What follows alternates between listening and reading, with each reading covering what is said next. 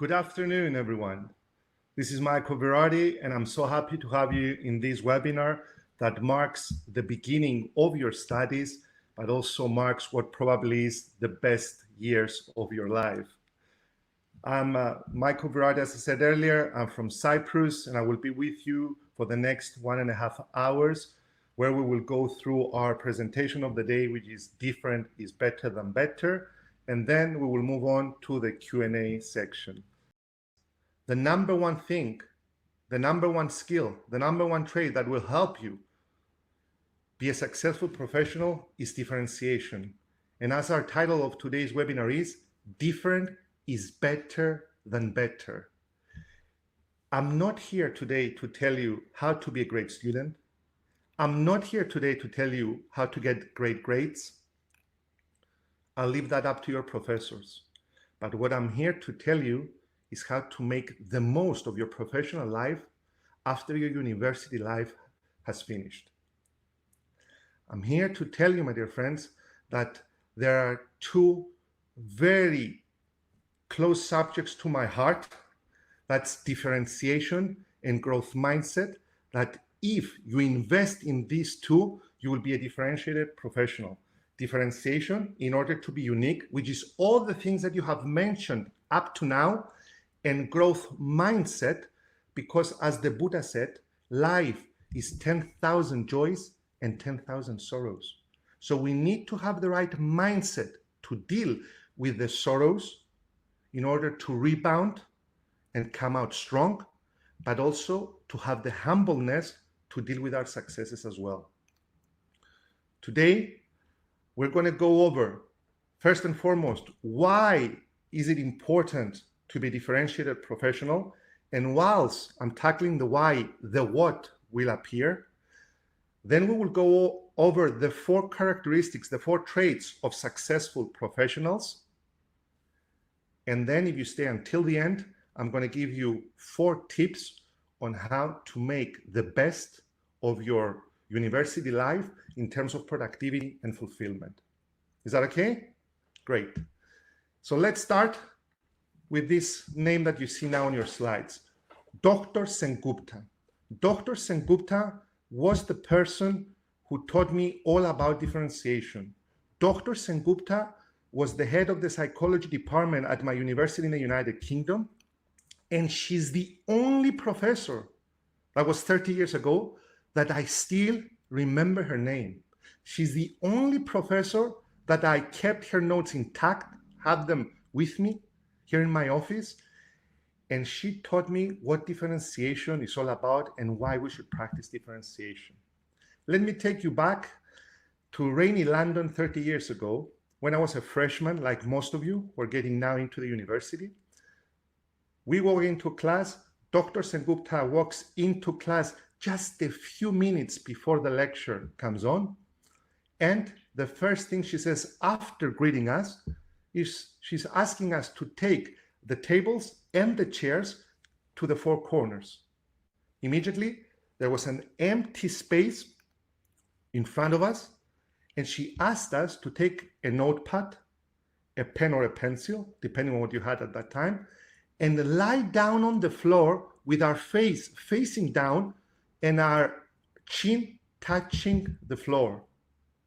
Then she said to come up around 30 to 40 degrees, bring our chin up 30 to 40 degrees. And she told us that for the entire lesson, which would last 60 minutes, we would be in that position. And the reason she did that is because she wanted us to experience what infants and toddlers experience. They don't walk, they crawl. And when they look up, they see giants. That was the day that I understood what differentiation was all about. I'm not going to be talking about teaching methods, because Dr. Sengupta applied the former Nobel Prize winner's Pavlov's classical conditioning in an immaculate style, but that's for another webinar. I'm going to say that from that day on, I still have in my mind what Dr. Sengupta has done in order to keep her name, in order to keep her teachings in the forefront of our minds. And after a few sessions, she told us the following. She said, differentiation in the classroom is an important skill for teachers to give students the best chance of learning, regardless of their abilities, strengths, and weaknesses. Student engagement is key, she said, to fostering motivation and confidence in the classroom. Let's do an exercise. Let's substitute the word classroom with marketplace. Let's substitute the word teacher with your profession or profession to be. And let's substitute the word student with customer. Let's read again. Differentiation in the classroom, differentiation in the marketplace is an important skill for you to give your customers the best chance of learning, regardless of their abilities, regardless of their strengths, and regardless of their weaknesses. Customer engagement is key to fostering motivation and confidence in the marketplace. Dr. Sengupta knew something that very few people have known, that there are many great teachers. But in order to be one that is memorable, you need to differentiate. And that made her memorable.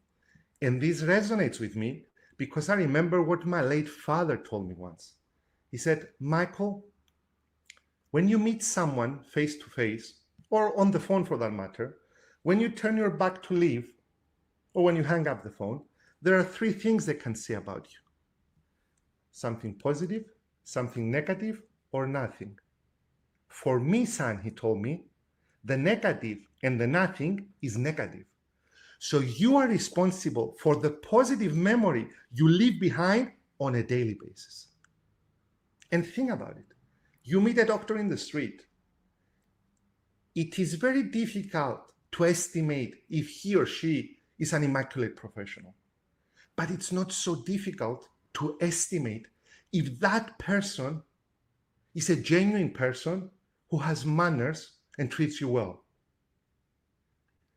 So graduating from university, yes, you will get the degree. Yes, you will get the technical skills, which is called the hard skills, which are the skills needed to get your job done. But there are some other skills, which are called soft skills, which are usually not taught at universities or other establishments. Those soft skills is the way you come across to people, is the way you communicate with people, is the way you manage your time, is the way you manage projects. It's your adaptability, as many of you have said. It's your problem-solving ability.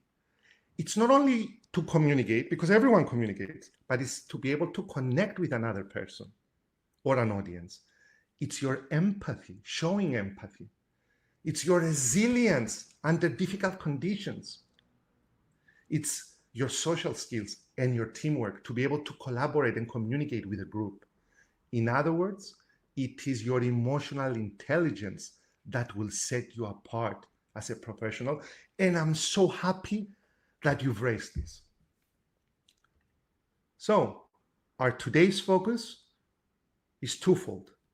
Talk about differentiation, as we've done, in order to understand which are those soft skills that will differentiate us as a student, as a professional to be, and set us apart, and which is the growth mindset. What is growth mindset, and how do we need to apply that growth mindset both into our personal and professional lives?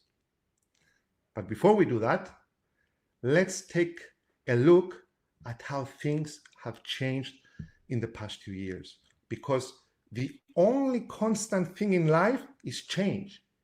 Okay, other than death and taxes. And change is like a wave that is about to hit the shore. It can knock you off your feet, or you can face it head on and become even stronger. As Dr. Einstein once said,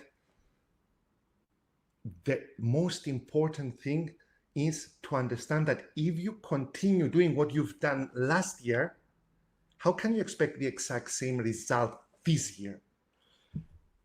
And another guy, Darwin, said that we need to be adaptable to change. So Einstein gave the definition of insanity: continue doing what we've done last year and expecting this year to have the exact same results. And Darwin said we need to be adaptable. But to be adaptable, you need to understand what is going on in the world. So let's have a look what's going on in the world, how the world is changing. We used to have a very slow-paced world. Now we have a fast-paced world. According to Google, according to a statistic from Google, every day 5 exabytes of information and data are exchanged on the World Wide Web, which correspond to the same amount of information and data that were exchanged from the dawn of civilization, from day 0 until 2003. Let me repeat that. Every day, 5 exabytes of information and data are exchanged on the World Wide Web, which correspond to the exact same amount of information that were exchanged from the dawn of civilization until 2003. So it is imperative to understand that all that information that is coming in is very vital. And if you have a degree from a great university like the European University Cyprus or London School of Economics or University College London, it only says that in a certain time, in a certain date, maybe 10 years ago, 5 years ago, 3 years ago, you were excellent in what you've done. And remember, hard skills will get the job done, but soft skills will get the job done in an extraordinary fashion. So it's not only about your hard skills, it's about your soft skills. And you need to update those.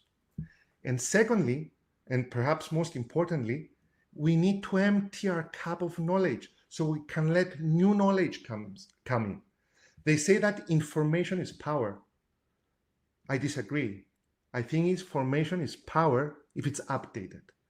In a fast-paced world, you need to update your information very frequently in order to be relevant.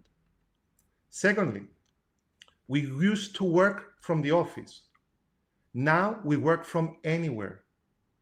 The chief operating officer of the American P&I, based in New York, with extensions and offices in 6 countries, the chief operating officer, Dorothea Ioannou, is a good friend and also a customer.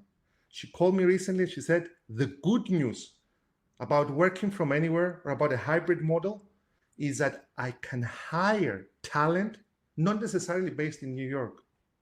That's the good news for everyone, my dear friends. You have a whole global market to work in. But the bad news is that you have competition coming from all over the world. What I would advise you to do is something that I advise other students to do and professionals, and sometimes some people disagreed with me, but it's still my mentality and I won't change it. And because I agree with me, I'm going to tell you, is that you should do what the great Benjamin Franklin told students in 1885 when he visited the university. He told them, put all your eggs in one basket and guard them with your life. Where your capital scatters, your brain scatters. It is the age of specialization. And if there is one book you should be reading, is the book called The One Thing. The One Thing. This is a great book on learning how to concentrate on one thing, become specialized, because nowadays, my dear friends, the world is your oyster. You will have competition coming from anywhere, but at the same time, you can compete anywhere and everywhere for a position. In the past, we used to go to the library to find out about information and to gather information.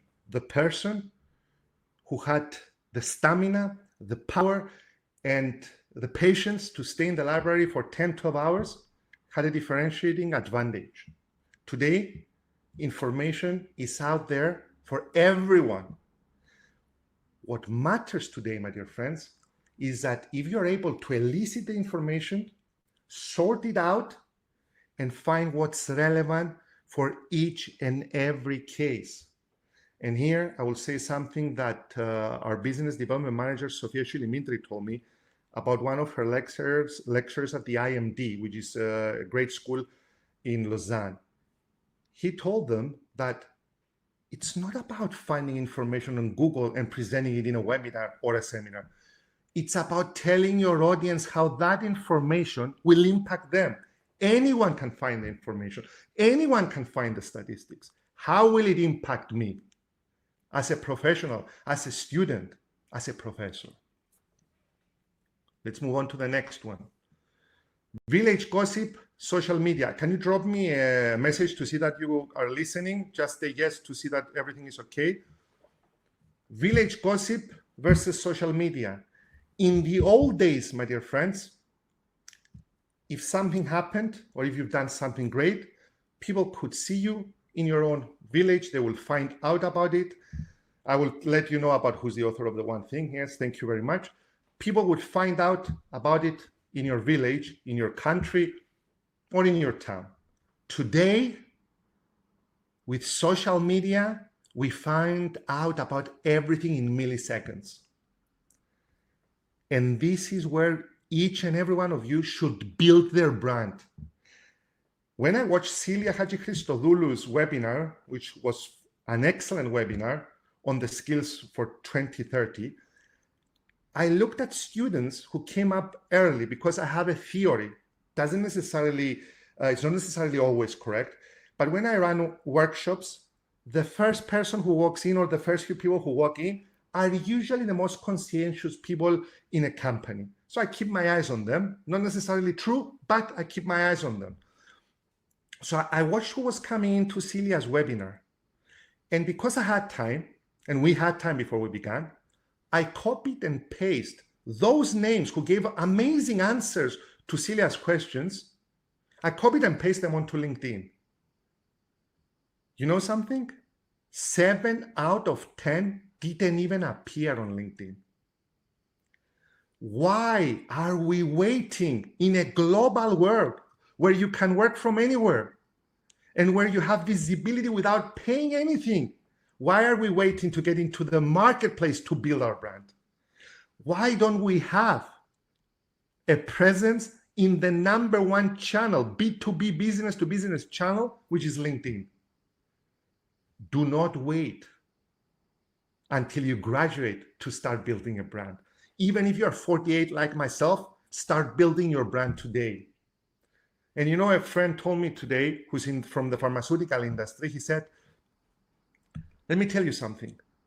Doctors are not paying too much attention to our medical visitors because of COVID, they have scarce appointments and they don't want to lose time to get those appointments in if the medical visitor comes and visits the doctor. What should we do? It's true. Doctors might not want to see them because the only thing they do is sell things. Have they built a brand? Have they even gone to the trouble to share information that is over and above the medicine that you're trying to promote? If a doctor doesn't know what you're calling them for, if it's always to sell, then you're a salesperson. But if you're a consultant, a trusted advisor, you start by building your brand and your reputation. So my dear friends, village gossip, now social media, which takes me to the next one, human brain versus AI and human brain. In the past, we used to act and we had our differentiating proposition here in our brains. Today, we have both AI and human brain. There is a venture capitalist firm in Japan which has a computer on its board of directors, an AI computer. Out of the 15 board of director members, one is a computer which is called Vital, and it has 1 vote. There are apps that consolidate our accounts that tell us which bank best suits us and which interest rates we should opt for. Artificial intelligence is coming into our lives. Yes, I'm weary about what's happening about connecting our brains to the cloud. I'm not sure about that, but artificial intelligence is already here. Even the great Garry Kasparov, the chess master, the #1 chess master in the world, previous chess master in the world, when he lost to Deep Blue, which was an artificial intelligence computer, he went into a deep place. He felt bad. He lost his crown. But immediately, he thought that instead of fighting artificial intelligence, let's work with artificial intelligence. And that's when Centaur Chess was born. Centaur Chess from Centaur, which was the mythical figure, half horse, half man. So half AI, half human, and he threw all his manuals out and he started working with artificial intelligence, which acted as his coach, and he even upgraded his skills and became even better. And Celia, in her previous webinar, she told us which are the skills for 2030. Let me briefly say that don't do what computers are doing best. Don't aim too much for analytical. Artificial intelligence will do that, but aim mainly for emotional things, soft skills, the ones that we mentioned earlier. A computer, if you have a disease and you might risk your life, won't hug you and tell you, talk to me, cry on my shoulders. But a human being will probably do that. Which takes us to the last one of them all, comparing the past and the future. We used to have unlimited attention. When I say unlimited, I don't mean unlimited, but can anyone guess what was the average attention span of an adult? Drop a number. It's in minutes, not seconds. What was the average attention span of an adult 10 years ago? The average attention span of an adult 10 years ago was 12 minutes, approximately. Do you know what's the average attention span of an adult today? The average attention span of an adult today, and I'm going to be telling you the good news now, is 5 minutes. The bad news is that the first 7 seconds will determine if that adult will stay with you for 4 minutes and 53 seconds. So what I'm asking you is the following. Become a man or a woman of substance. Become a professional who's succinct, a professional who's able to communicate and connect with his or her audience, an audience of one or an audience of many. How will you do that? First and foremost, understand that you can join a public speaking course today so you can be better tomorrow. There are universities that are offering this, but there are also people who are offering this. Secondly, learn that you need to storytell. We used to sit around the fireplace thousands of years ago to exchange stories. Also know that one very important thing is to use analogies and metaphors. Why are analogies and metaphors so important? Because I saw a lot of doctors, I saw a lot of businessmen, mechanics. Some of your terminology cannot be understood by the average human being. So using analogies and metaphors can drive your message right into the person's brain or even heart. Let's look at a short video of how using an analogy has helped one company who's in the Forex industry drive their message through, which is that they don't charge commissions. Let's look at this video. What the hell? What the fuck? What just happened? Oh, hell no.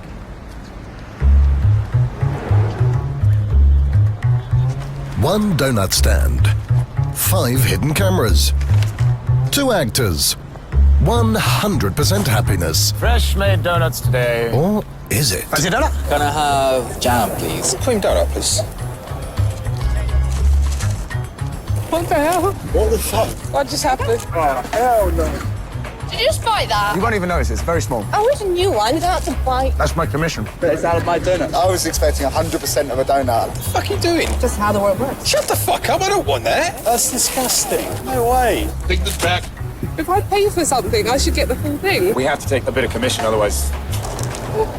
See, she's walked away. Don't let commissions bite into your portfolio. Join eToro and invest in 100% stocks with 0% commission. You've got a little commission. There. eToro. Join now. Great. So using stories, using analogies, using metaphors, it will help you become a differentiated professional. And it all leads us to what is your value proposition. What is a value proposition? It's your brand. As the owner of Amazon, Jeff Bezos, said, is what people say about you when you're not in the room. It's your promise, what you promise to deliver and what you do deliver.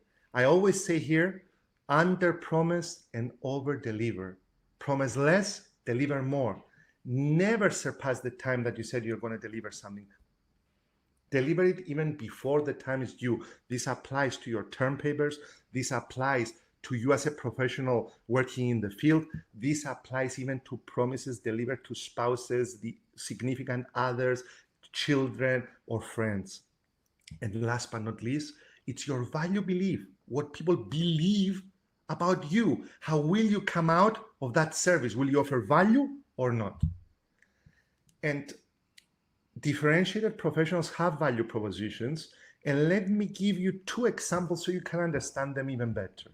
I'll give you a personal example, and I'll also give you an example of a younger person who's about your age. The first example is when I understood what my value proposition was. A chief executive officer of a company helped me to understand this.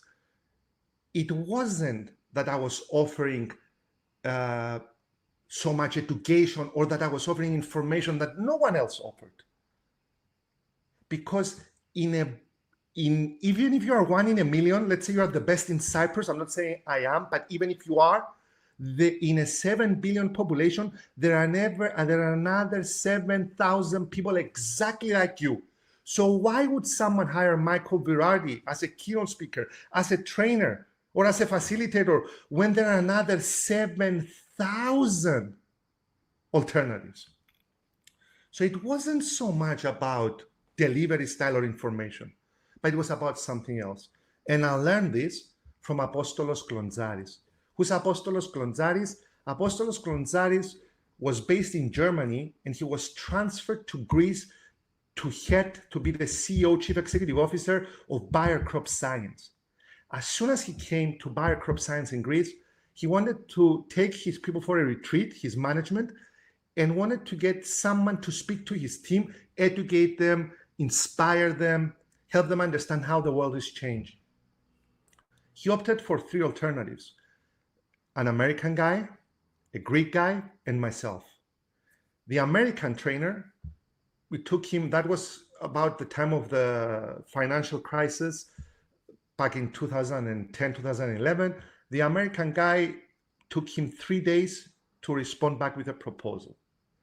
The Greek guy, even though Greece was very much hit, and probably his business was hit as well, I'm talking about the trainer, it took him 4 days. And the Cypriot guy, it doesn't have to do with nationalities, responded back within 7 hours with a proposal. You know something? Apostolos Klonzaris hired me on the spot. And you know what he said? Michael, you were prompt. And when you are prompt, people attribute more things to you, that you are reliable, that you are dependable, and you can get the job done. Sometimes they attribute even more, that you are smart or that you are good at mathematics, but it might not be the case. So from that day on, I changed the narrative of responding back in 24 hours, which was the norm in the fax days or telefax days, or when we had a pigeon delivering our messages. I changed it to 7 times 7 times 7. I respond back in 7 seconds if I'm not doing anything to messages and emails and phone calls, or in 7 minutes if I'm doing something, I want to finish it and respond, or in 7 hours, because the workshops that I'm running run for 7 hours per day. So as soon as I finish my workshop, I will reply back to all my requests. That was a differentiating proposition, which not only opened the doors for more business in Cyprus, it opened the doors for an international career. And now let me give you another value proposition from somebody who's closer to your age. Her name is Maria Georgiou. She's our intern.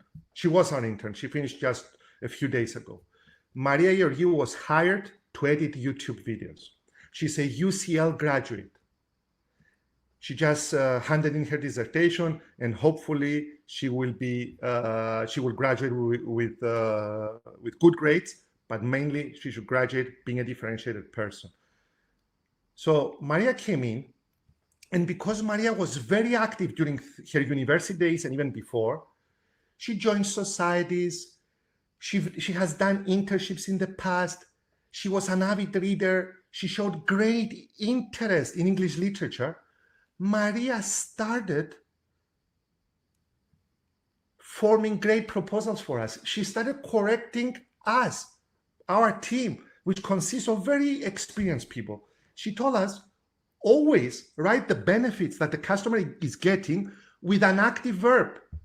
To maintain this, to do that, show the customer, the prospect, what they will get. Always start with an active verb. Maria, thank you, because it's still in my head. So when Maria finished her internship and she asked me, will you hire me, Michael? I have to reverse the question. How can I not hire you? It's not a question if I'm hiring her. It's a question if we can find the right price to be hired. So she hired herself. We didn't hire her. So this is the value proposition you should bring forth. And a value proposition leads us to the 4 successful traits of a successful professional, because as they say, the proof is in the pudding. If you try a cake, you know from the beginning if it's good or not. We tried Maria's cake. It was excellent from the beginning. She started adding value. And I'll tell you something. The student you see today is most likely the professional you will experience tomorrow. Let me repeat that. The student you see today is the professional that you will most likely experience tomorrow. Are they arriving on time? Are they giving value? Do they have good manners? Do they respect their professors, their prospects, or the people they meet in the street? That's it, my dear friends. So the 4 traits of successful professionals out of the 50,000 soft skills are the following. First and foremost, you need to be humane. I'm going to give 3 stories for the first 3 and explain the 4th. A few years back, and still I have it, I had a pimple in my hand, in my palm. If you have a pimple in your palm or underneath your feet, it is good to be checked by a professional, by a doctor. And I went to the doctor. I had a 10 a.m. appointment. I always arrive on time. And if you want to be on time, plan to be early. So I arrived 15 minutes before 10. And I waited in the doctor's area. 9:45 became 10. 10 became 10:15. 10:15 became 10:30. 10:30 became 10:45. And at 10:45, 2 of the doctor's assistants escorted me into the examination room. I sat there, moving my legs up and down onto the examination bed, waiting for the doctor to come. 10:59, 1 hour delay. Let's be exact, 59 minutes delay. The doctor walks in. Before he uttered a word, before he said, "Good morning, Mr. Virardi," I said, "Doctor, I'm sorry." That was some of my Italian blood Virardi, some of my Greek blood Michalis was boiling all together. I said, "I'm sorry, but I'm leaving because I have another appointment, and I did have another professional appointment, and I won't make it on time." And then the doctor turned, looked at me, and he said, "I'm sorry, Mr. Virardi, for the delay, but the previous patient has just been diagnosed with cancer." At that moment, I felt that an invisible hand slapped me in the face. I'm the one who's saying that God gave us 2 ears and 1 mouth, and that we should use them in that proportion. Listen before we speak. That's exactly what you've written here for the traits of successful professionals, and I didn't do it. But as the British say, when you lose, don't lose the lesson. And I got a great lesson that day. The doctor went on to say that, "Mr. Virardi, I felt that I needed to invest the time to go over with the patient the prognosis, the diagnosis, the prognosis, and her chances of staying alive, and hence the delay." And the lesson that I got that day was that the doctor didn't see the patient as a patient. He didn't see the patient as a number, visit 23 out of 26. He didn't see the patient as money, but he saw the patient as a human being who was in need of some encouragement. He turned a transaction into an interaction. What is a transaction? It's an exchange of goods and services with money. What's an interaction? It's an exchange of emotions before you exchange any goods and services. And that day onwards, I learned that you need to be humane before you become a great professional. And it's not a coincidence that in one university, the question with the highest grades was the question that was in medical school: what is the name of the cleaning lady in your corridor, her first name? And the doctors that got it right got a very high grade. The doctors that got it wrong lost a lot of marks, because to be an excellent professional, first and foremost, you need to be a genuine human being. And if you are a genuine human being, it leads us to the second trait of successful professional, which is caring. People who care are customer driven. People who care understand that the lifeblood of the organization, irrespective if they will get money or not, if they transform a prospect into a customer, is the customer. And here I would like to share a story from one of my mentors, Chris Yalouridis. At your age, Chris was working at Carrefour in Lyon. That was the first ever Carrefour, he told me, that opened up. And he was in charge of the grocery. Don't think much, he was just sorting them and peeling them off to look fresh. And one day, an older gentleman approached Chris. He said in French, "Excuse me, son, where can I find this soap?" He had a recipe. He had, and Chris told him, "Sir," he could have easily told him, "Go to the third row, turn left, go right, and you will find it." But Chris didn't. He walked the older gentleman right to the corridor where the soap was. He kneeled down. He took the soap. He checked it with the piece of paper to make sure it was the exact same one. He given it to the older man, and Chris went back doing his job after he thanked the older man for his preference. After 30 minutes or so, Chris gets a call from the microphones at Carrefour in French. "Chris Yalouridis to report to the manager's office, please." So Chris makes his way up to the manager's office. He waits for 10 minutes outside the manager's office, and then his personal assistants, the general manager's personal assistant, escorts Chris into his office. The door opens. What does Chris see? He sees his general manager sitting on one chair and the older man sitting on another chair facing Chris. And the general manager said, "Chris, do you know who is the gentleman here?" And Chris said, "No, I don't know. Do you know him?" He said, "I don't know him, but I just helped him a while ago. Do you know who he is?" And Chris said, "No." He said, "The older gentleman is the major shareholder of Carrefour, and he would like to tell you a few things." The first thing that the older gentleman told Chris after he congratulated him was, "Chris, when you complete university, you have an open position to come and work for us here at Carrefour as a manager, irrespective of what field of studies you're in." Chris was in the hospitality industry. "Secondly, I would like to congratulate you for an impeccable service. And thirdly, I would like to ask you if you have a girlfriend." So Chris says, "Girlfriend? Yes, I do. Her name is Paula, who is now his wife." And Chris said, "You know, why are you asking me if I have a girlfriend?" And the older man said, "I want you to get Paula, and you're going for 4 days to the Canary Islands because of your impeccable service and because you made an impression, all expenses paid by Carrefour." You know, my friends, even if we have impeccable service, even if we do that, we might not, or we probably won't win we won't win a trip to the Canary Islands, but we will win something deeper than that: the respect of the people who we have serviced. We will win the respect and the admiration of the people who have come in contact with us. Be humane, care about people, which leads us to resilient. What is resilience? Resilience is if you find hurdles on your way to meeting your goals, keep on going. If you hear a no, just know that no means not yet. Resilience is all about not giving up. As Dr. Dimitrios Dourakis said in a recent webinar at the European University, and he was quoting Hippocrates, the art is long and life is short.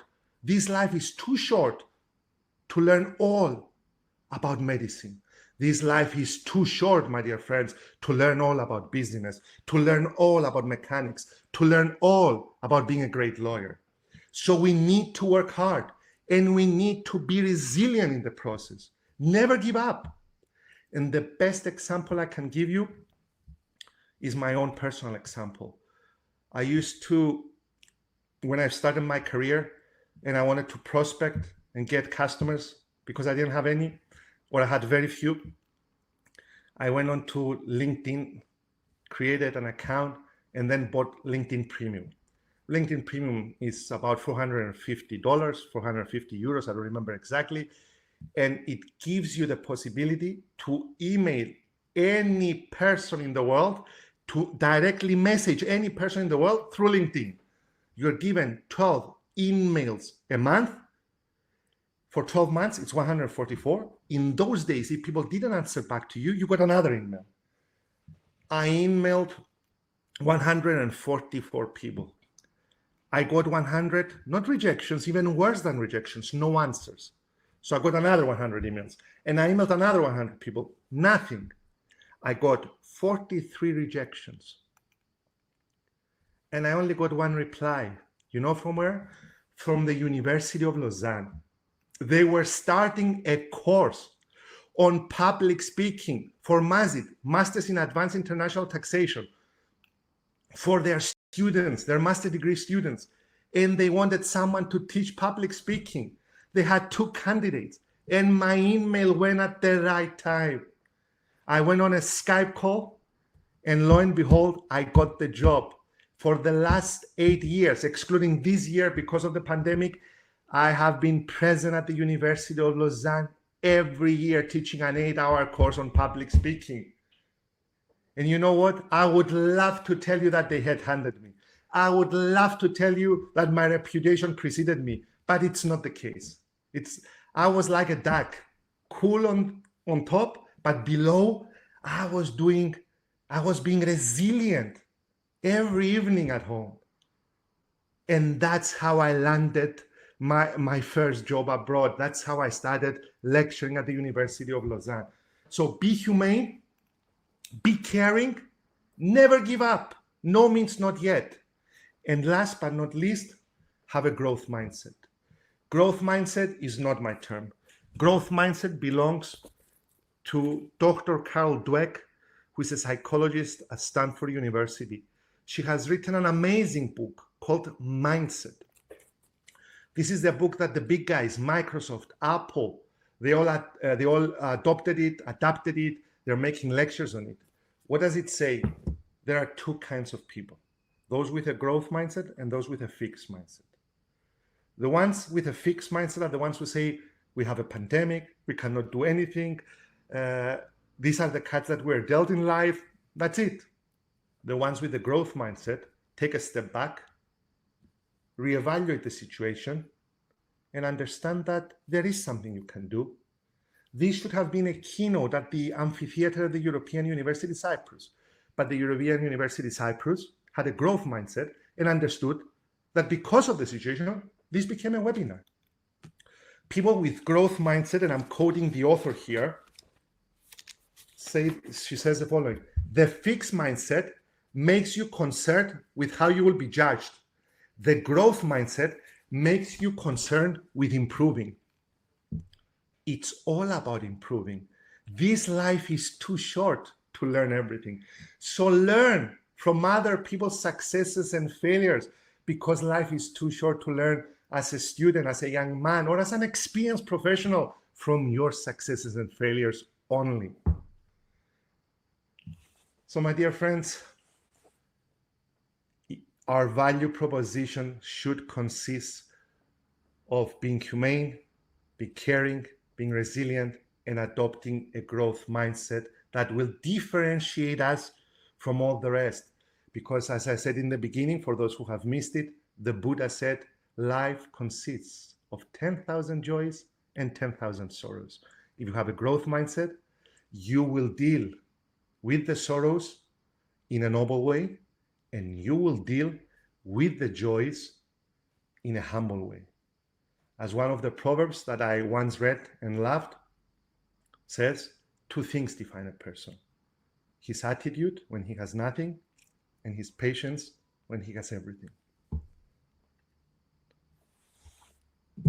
Which takes us to the last 4 tips that I have promised you. The last 4 tips to make your university studies more fulfilling and productive. Let's start with the first tip. The first one of them all is that it's a bad day, not a bad life. You will run into difficulties. You will break up with your significant, you might break up with your significant other. You might get a bad grade.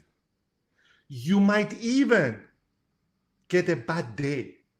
But it's not a bad life. It's a bad day.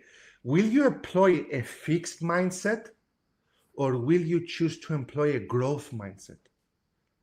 I always tell my son every day when I drive him to school, and he's 7.5 years old, Rolando, every day you have a choice to be positive or to be very positive.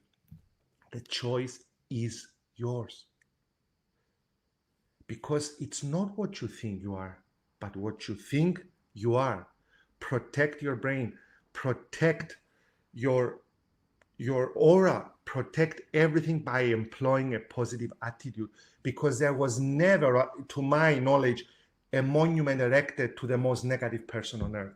So it's a bad day, tip number 1, not a bad life. Go to bed early, go to the gym and work out to get those endorphins out, drink a lot of water, go and ask your professors how you can improve if you got a bad grade, but never ever give up. Which takes us to the second one, which is something that Mr. Daphnis Panagidis, the late Daphnis Panagidis, who was a great human being and an amazing professional and professor, who was a professor at various American universities. He told me that, Michael, university is all about logistics. Learning to wake up with an alarm clock, learning to be on time to class. As I said earlier, if you want to be on time, plan to be early. He told me that it's not about perfection, it's about progress. Progress trumps perfection. If you improve 1% every day, 1% every day, in a year you will be 3.5 times as better as a student, as a professional. But you need to put in those hours, and to improve 1% every day, it's 365% a year. Which takes us to the third one, which is the university is a safe haven for experimentation. As Thrasos Tsangaridis once told me, a great CEO and owner of Umar company, which is a shipping company, he said, you know what I like about all those games, PlayStation, Nintendo? My favorite button is the reset button, because you can press reset and you can start from the beginning. You can change your strategy. You can see what you've done wrong. Press reset. The university is there as a safe ground. Press reset. If you failed a class, try it again. If you're finding difficulties, ask a friend, ask a professor. It's called the Innovation Lab, Microsoft Innovation Lab, because in a lab you experiment with people. Even Celia from Grand Expert said, come and join us, learn with us. We can help you. She asked for people to join her in internships. And last but not least, the fourth one of them all is that it's not a solo performance. No man or woman is an island. It takes a team. As the African proverb says, if you want to go fast, go alone. But if you want to go far, go with others. Mariana Hajandoniou, who's the HR manager of Paris Match, has recently put up a post saying that what she learned from one of her professors will always stay with her. And that was the following: build a team so strong that no one knows who the boss is. Because as the great Michael Jordan, the great basketball player Michael Jordan said, it takes a player to win a game, but it takes a team to win the championship. So it's not a solo effort. Don't go out there for only good grades. Go out there for learning and understand you're not alone. You have friends. Those friends can be your professors, they can be your colleagues, the ones who are on this call, or it can be your parents, or it can even be us professionals, which we can give our time and help you navigate it. We're here to help. It doesn't end with this webinar. And in closing, my dear friends, I would like to finish before I open the floor to you with another video, which sums everything up, I believe, quite well. Let's watch the video. So, my friends, different is better than better. It's not only your hard skills, your technical skills, because technical skills will make you relevant, but soft skills will make you relevant each and every time. Thank you very much for your time. Thank you very much for tuning in. And now I'm going to open the floor for your questions. Natalie Guevara has joined in the room. Natalie, we can hear you, or we can't hear you yet, but we'll hear you now. Good evening, Mr. Michael. Good evening. Please call me Michael, please. Michael, okay. It was a great webinar. I loved it. Thank you very much. Thank you as well. Thank you. I wanted to ask something a little personal about me. Is there a problem? No problem at all, as long as it's okay with you. Yes. I used to work at a company. I'm a chemical engineer, but I was a sales representative. So I didn't feel like they knew my worth at this company. I know that I have skills that are more than this, but I couldn't find a job that meets my education and my level of education. So I felt bad about it. So what did you study? And tell me, what did the company do? Can you tell me again, what did you study and what the company does? The one that... Yes, I studied chemical engineering. Yes. And I was a sales representative. Yes, it was a business. Okay. And the question is, what should you do? Should you feel bad? Should you not feel bad? It's like all the skills that you talked about. You feel sometimes like the people don't know your worth. Okay, very good. So let me tell you. What to? Yes. What to do? Okay.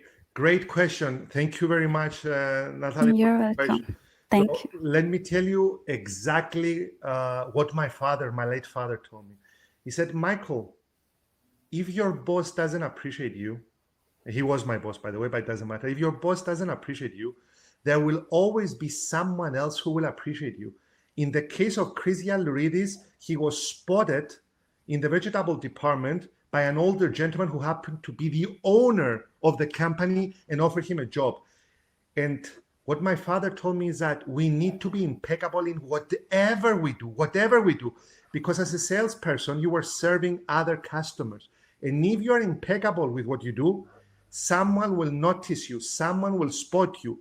And from that day on, you never know if it comes in 1 year, in 2 years, in 3 years, your life and your career will change. And I can prove this. When I started at Virardi, I started at the bottom of the hierarchy doing deliveries. I was doing deliveries on a daily basis. And there was a company called Carlisle, which we were representing, plastic articles. And I was doing deliveries and promoting those articles, plastic articles, tumblers, and the rest. Cut a long story short, we won the first European award in terms of sales.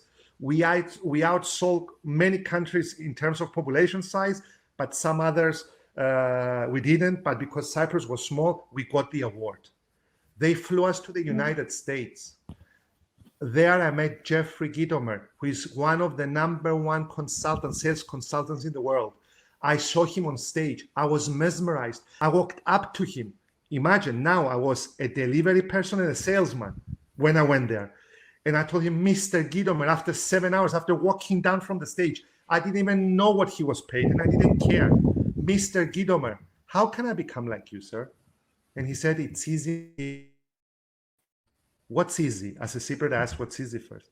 He said, study on your chosen topic 2 hours a day, every day except weekend. In 5 years, you will be recognized in your country, in 10 years worldwide. And what's difficult, I said, sir? Have consistency. And I had the resilience and the consistency to do it. It took me 8 years for a company in Cyprus to hire me and 12 years for a company abroad to hire me. And they did. And after they did, my life changed. I had a job. I was a delivery person and a salesman. So Natalie, do your best with what you have where you are. And people are looking, they're making either mental notes or real notes. And once you do that, your children will be proud, you will be proud, and you will find yourself where you belong in the long term, not in the short term.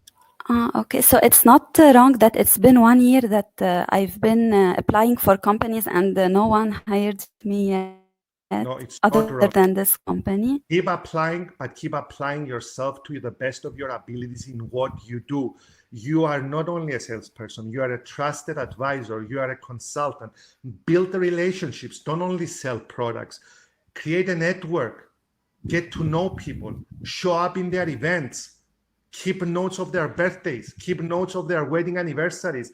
Those customers will become friends. Those friends might even hire you in their company. You will eventually get there because you stayed at this webinar until the end, because you're asking a question, because you're becoming vulnerable, because you truly care.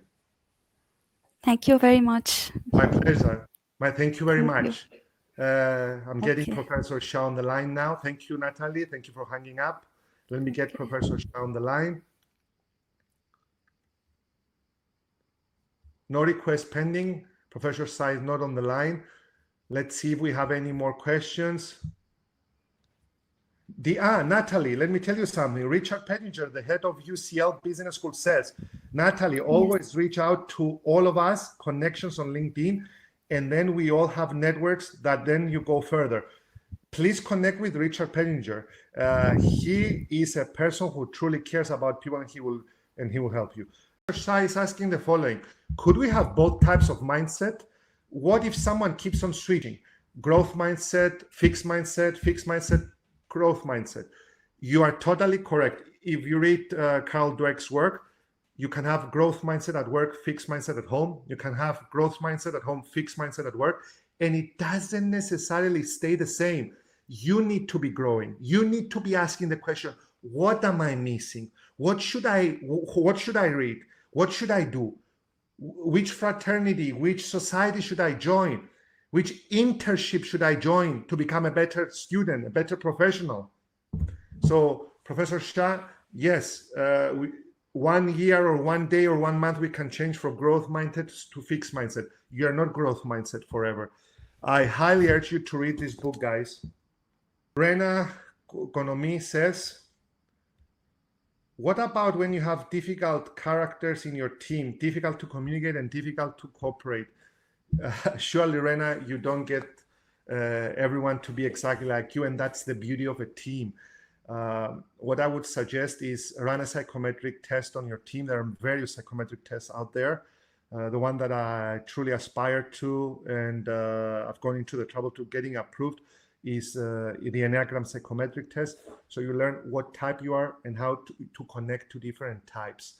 And yes, the beauty of it is that you don't get the exact same people on your team, because as the manager, the former manager of Manchester United, Sir Alex Ferguson, once said, you cannot win a game with 11 goalkeepers. You cannot have the exact same characters, the exact same style, and go and win a game or win a championship.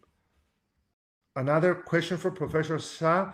People who care are customer driven, but what if one doesn't show caring nature? They have an expiration date, Professor Shah. If someone doesn't care, I believe they have an expiration date. People are good in sensing genuine people. Prospects become customers if your team cares. It's not enough to have the knowledge. It's not enough to have the technical skills. As we said in this webinar, you need to care. And for all those young kids who don't have money, for all those kids, young professionals who don't have the capital, you run on passion. And if you run on passion, people see how much you care for your cause. If you care for your cause, you care for your customers because they are the lifeblood of your organization. Antonios Piliakos, since psychometric and personality tests are self-completed, how can we be sure that the answers are true and employees are not answering what they think you want to see in the answer? Great question, Antonios. First and foremost, if you run them for your team, they might as well be honest, because if you are running the team and you're not happy with your team, they might lose their job. Secondly, in the Enneagram psychometric test, it always tells me at the end that this person either doesn't have a good command of English or his or her answers are contradicting. So please start asking a few questions to make sure that they were answering correctly. Isata Sajor Ba, how do you help people in building up their confidence in public speaking?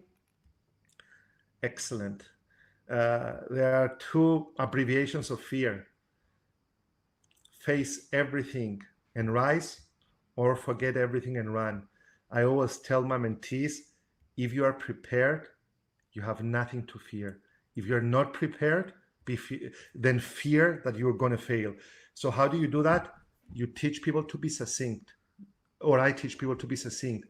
I teach people to use metaphors, analogies, bring in stories. A story should have a beginning, a middle, and an end, and not necessarily in that order. We've all seen Netflix movies that start with the end, like The Spy, and then takes us to the beginning. So teaching people how to storytell, because if you storytell and your stories are your stories, you don't need to have a good memory. Secondly, I always say, and that's a tip for all of you who are going to be presenting in class, no one knows what you have forgotten. So stop apologizing. I might have at least forgotten 10 or 20% of what I wanted to say. Don't worry. No one has written the speech with you or for you. And here I need to say a very big thank you, because I talked about team and you asked me about team, to our business development manager, Sofia Shilimindri, who has been very instrumental in helping me build this webinar, to my wife, Christine, who has done the graphics, and she has done an amazing job with the graphics, at least that's how I feel, and to our intern, Maria Georgiou, who's always there helping us. A very big thank you to all of you for showing up. And last but not least, a very big thank you to the European University Cyprus for organizing this webinar and for sponsoring it. Dear friends, I'm going to look at your questions and answer them in writing. Send them in if you like. Thank you very much for being present. And thank you from the bottom of my heart. Thank you very much.